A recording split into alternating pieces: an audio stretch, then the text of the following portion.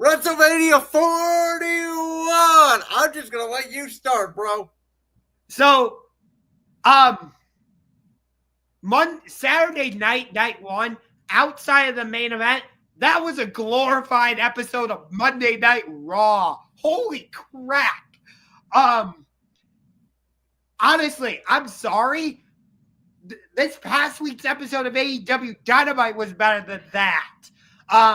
So on WrestleMania, I got El Grande Americano versus Rey Fenix. Whereas on Dynamite, I got to see Konosuke Takeshita versus Will Ospreay. Are you kidding? Yeah, and nobody really cares because it's a bunch of flips and kicks and 50 finishers and 50 kickouts and yay, and nothing will come from it. Yeah. Because it's a dream match.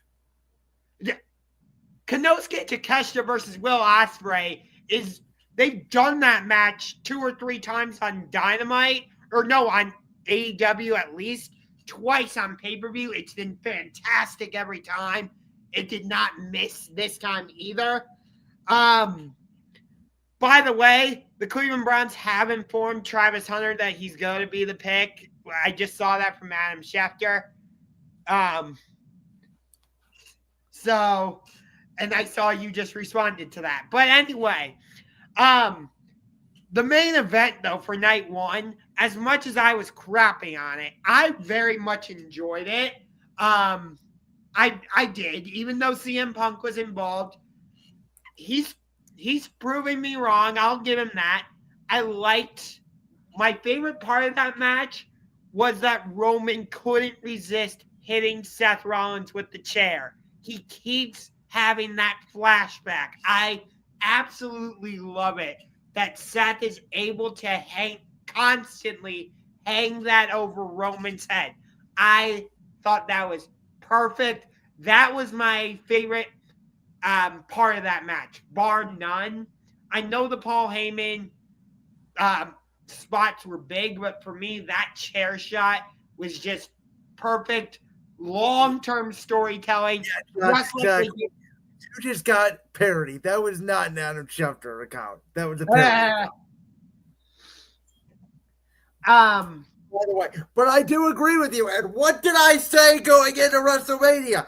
I said the clue was already written when Seth Rollins told Paul Heyman that he owed him a favor. The turn was set in that Paul Heyman was going to screw CM Punk. Paul Heyman was going to screw Roman Reigns. Now, did I think he was going to get in the ring and physically deliver a low blow to both competitors?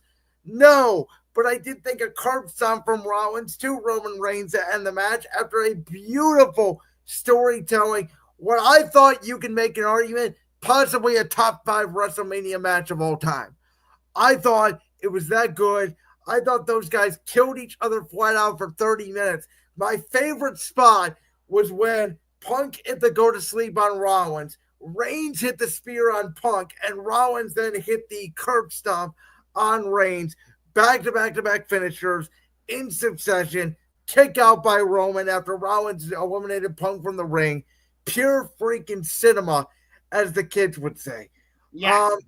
My other, I know obviously I thought higher of night one than you did.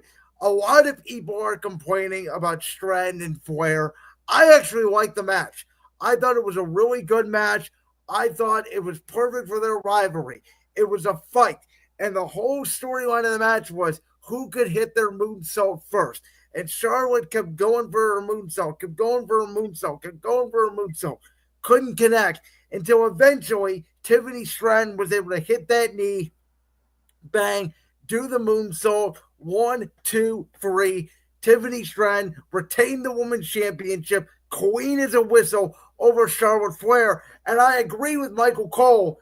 That was a moment maker for Tiffany Stratton. She is younger than you and I.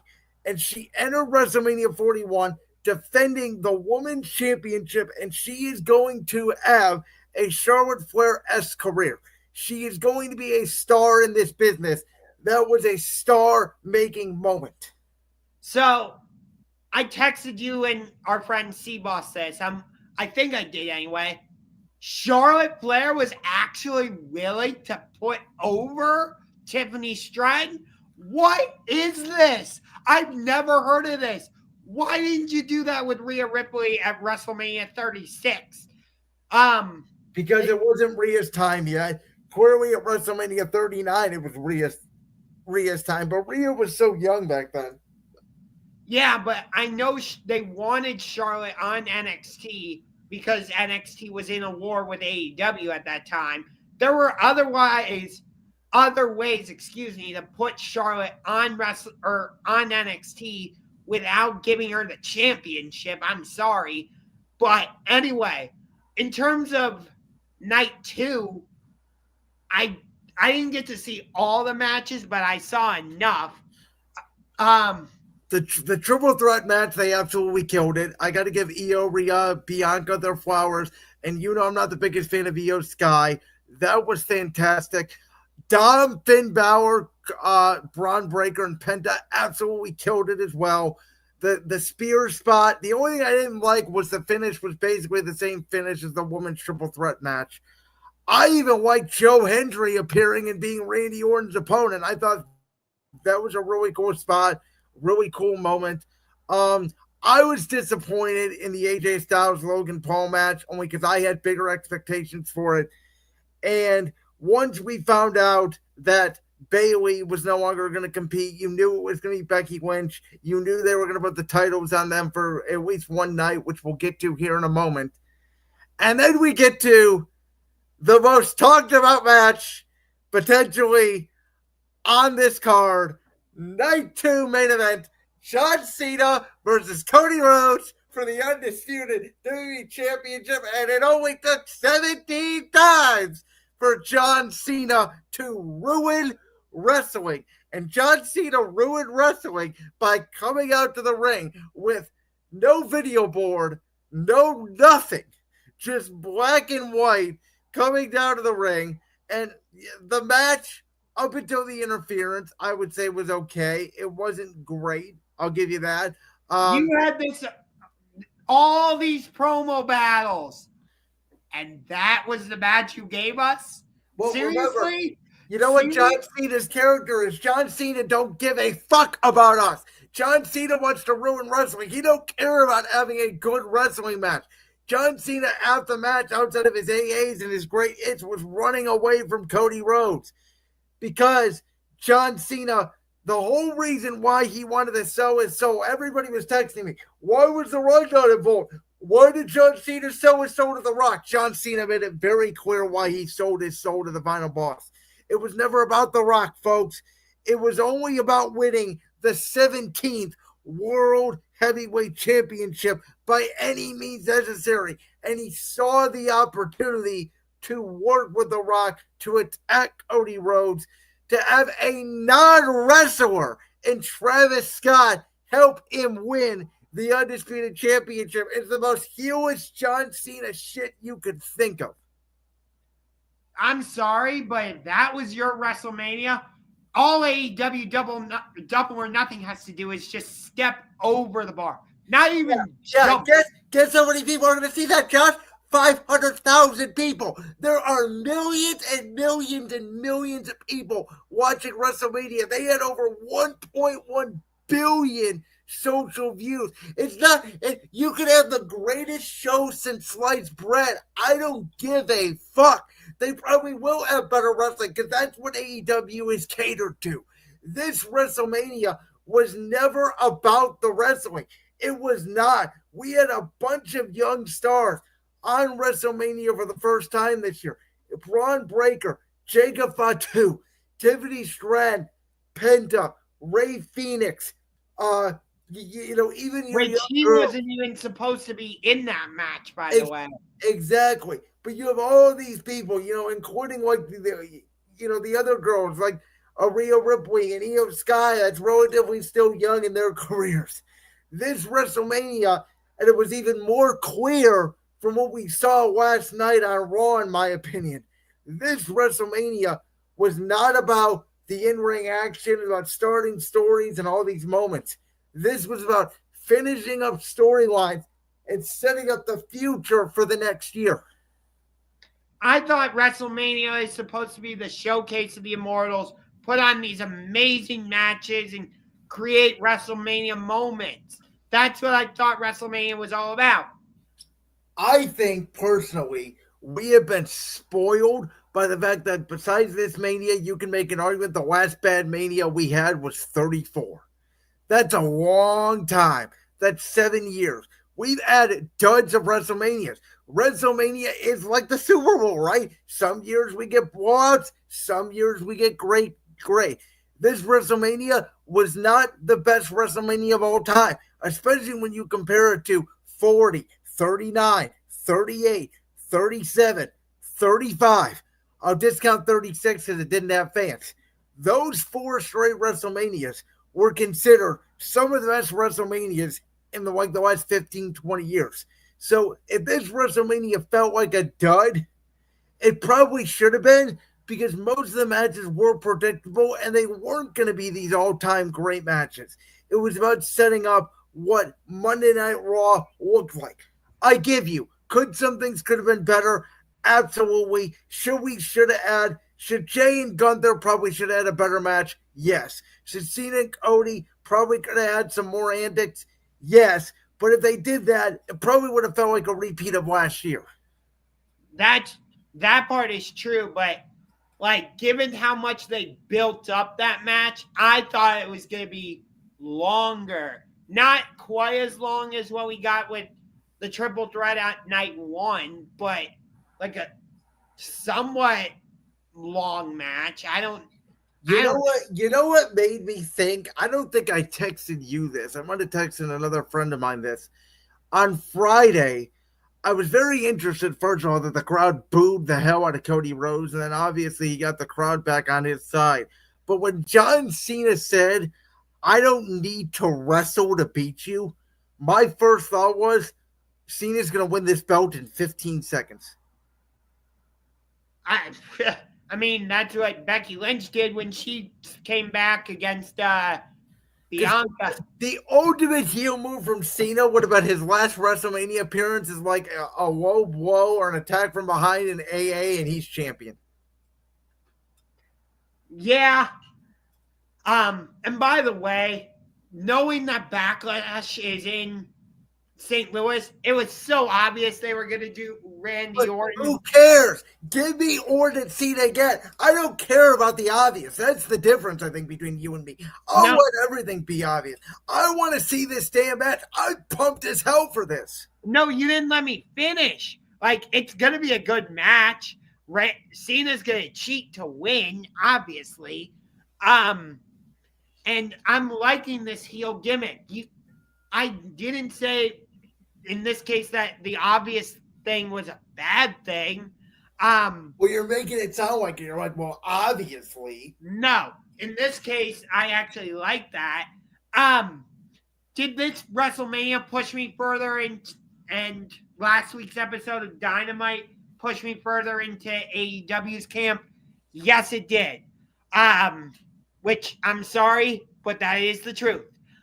Am I going to go around? You can have your opinion on all you want. I don't really care. I'll be honest with you.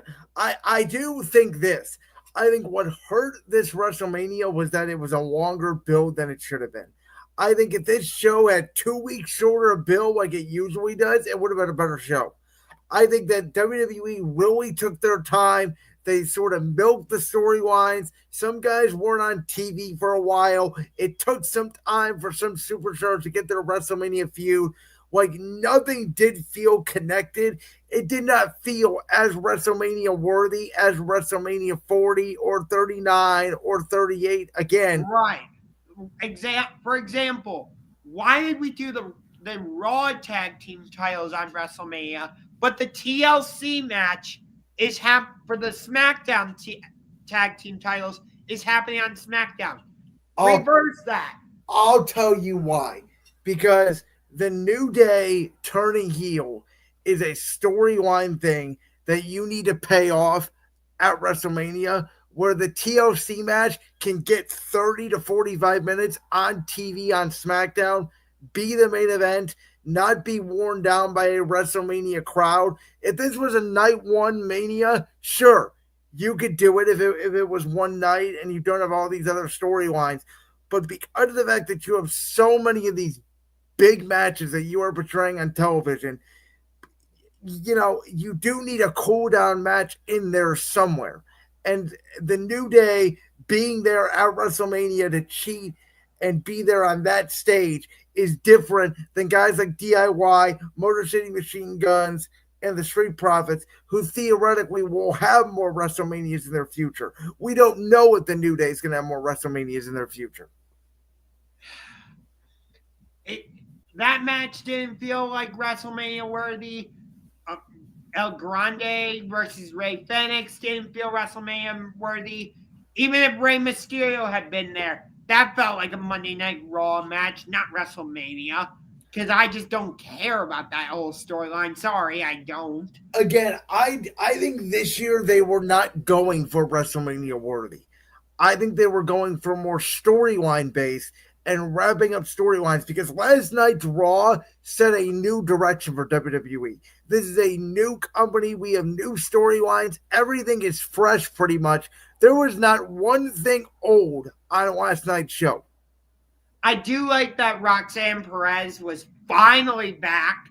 I don't know why she just randomly disappeared. And she was on the freaking kickoff show match for Stand and Deliver, which is BS. She is not a 0-hour kickoff show wrestler. She belongs on the main card. Why don't you get a job in the writer's room then and go on WWE Unreal, the new Netflix documentary that's coming out, and pitch it? I wish I could, but there's no way I could get a job with creative. But anyway. One day I will be, trust me, and you will hate all the storylines I write. I'll make sure El Grande Americano was booked to win the Royal Rumble just for you. I'll probably be way involved with AEW by then. But anyway, which I'm loving everything they're doing with the Death Riders and the Elite. Oh, it's so good. Yeah, I've told you this before, and I'm not taking shots at you. Truly, I believe you are the only person that likes the Death Rider storyline. I don't give a shit. I've loved it since the beginning. Again, you don't give a shit. I don't give a shit. That's why wrestling is the greatest form of entertainment on God's green earth, because wrestling, it is niche and it's not niche at the same time. And people like Fitz don't understand it, and people like us think it's the world. But I think that's part of the reason why I didn't love this WrestleMania is because WWE leaned more into that entertainment side, whereas with AEW and their pay-per-views, they typically lean more into the sports side of things with their matches that usually go at 100 miles per hour and just nonstop action. I will give you this. I know the Jey Uso and Gunther match didn't quite go the way I thought it did, but I personally enjoyed it. That was one of the night one matches I actually liked. I thought it did its job. I thought having Jey come down from all the way up there took the wind out of it. It took him like 10 minutes to get down to the ring. I am more stoked for this Gunther Pat McAfee feud that is happening. I don't know if it's good. See, that's the thing. I'm not sure it's going to turn into a Pat McAfee Gunther feud necessarily. Oh, I think it's going to be a match 100%. Whether it's at Backlash or Money in the Bank, I think we're getting a feud here. I think we're getting a match. Pat even called out Gunther today on his show. Like, I think it's happening, and I love it, and I think it makes perfect sense. They've been building to this. Pat McAfee dancing during Jey Uso's entrance. Gunther getting pissed off. Michael Cole saying announcers can't have opinions anymore. Gunther being the one who respects this great sport so much that people like Pat McAfee who dance and act like idiots and don't believe in this great sport. I'm interested to see the direction they go here with Gunther, because very similar to Rhea Ripley, both of these participants have not been in a championship non-title feud in a long time, and it looks like they may be both getting out of the title. I don't agree with you about Rhea Ripley because she. No, she will. I don't think she's going to challenge Io right away. She did give her the championship. Maybe they do a backlash match. I don't know. But it sort of feels like to me maybe Rhea goes away from the title for a bit and then comes back. Um, I do like that they have, if they keep Roxy and Julia on the main roster, I like the two of them as heels together. If Survivor Series War Games wasn't so far away, I would pitch like you do, have Roxy and Julia, and you could build up the team, go against EO, Stephanie McCurr, build up the rest of the team, and you do that blood and guts or War Games match. I love that. War Games is going to be at Petco Park in San Diego. That's going to look sick. Outside at a baseball stadium in freaking November. Yes. But I think that would have been a cool War Games match. But that's obviously not going to be it. But anyway, I do like that. And like I said, when they made it clear Becky was coming back, you're just like, yep, she's going to turn heel on Lyra. And the Women's Intercontinental Championship needs it because Lyra's great as a wrestler, but she hasn't had any feuds. She has no character. She has no mouthpiece. She reminds me of a lot of the guys and girls in AEW who can wrestle and just have no character, to be honest with you.